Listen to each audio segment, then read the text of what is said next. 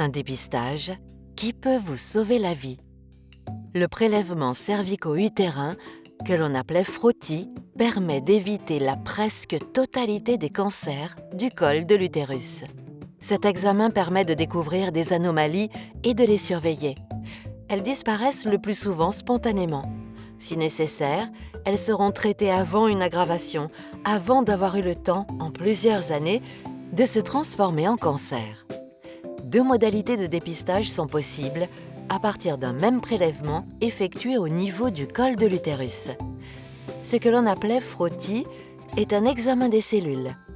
Il permet de repérer des anomalies qui comportent plusieurs niveaux de gravité. Le test HPV est une recherche des virus appelés papillomavirus humains ou HPV à haut risque, qui peuvent être responsables de ces anomalies. Pour la plupart des femmes, il est recommandé de 25 à 30 ans un examen des cellules tous les 3 ans, puis après 30 ans et jusqu'à 65 ans, un test HPV tous les 5 ans. Grâce au dépistage organisé, vous recevrez une invitation si votre dernier examen est trop ancien. Cependant, 3 profils de femmes ont besoin d'un dépistage différent, plus souvent et plus longtemps. Les femmes ayant eu une greffe d'organes, les femmes exposées avant leur naissance au Distilbène, un médicament prescrit à leur mère lorsqu'elles étaient enceintes d'elles, les femmes vivant avec le VIH. Leur suivi est détaillé un peu plus loin. Pour toutes les femmes, ce suivi doit être fait, même après vaccination contre les HPV, même après la ménopause, même si l'on n'a plus de rapport sexuel. Le dépistage en pratique. Pour bénéficier du dépistage au rythme conseillé dans votre situation, prenez rendez-vous avec un gynécologue, un médecin généraliste ou une sage-femme, ou dans un centre réalisant les dépistages, tel qu'un centre de santé ou un centre de santé sexuelle.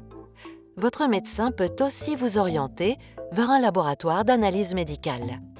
Le prélèvement s'effectue en position gynécologique en quelques minutes. Il est ensuite analysé. Quelques jours plus tard, si un contrôle ou d'autres examens sont nécessaires, votre médecin ou votre sage-femme vous en informera. Sinon, vous recevrez les résultats directement. Grâce au dépistage régulier, la presque totalité des cancers du col de l'utérus pourrait être évitée. Il s'agit donc de prévention. Pour 3 profils de femmes, le dépistage est différent, plus souvent et plus longtemps.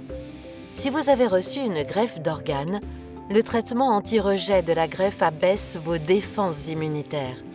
Dès lors que vous avez été greffé, il est conseillé, tous les ans, d'avoir un examen des cellules et éventuellement un test HPV. Cette surveillance peut être débutée dès vos 21 ans.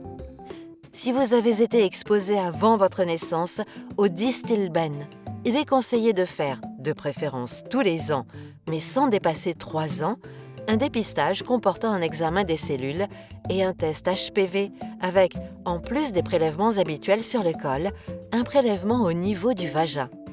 Si vous vivez avec le VIH, un examen des cellules doit être réalisé lors du diagnostic, puis tous les ans pendant 3 ans.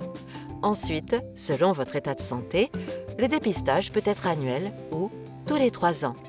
Pour ces 3 profils de femmes, cette surveillance est à poursuivre après 65 ans, même en cas d'ablation de l'utérus, hystérectomie.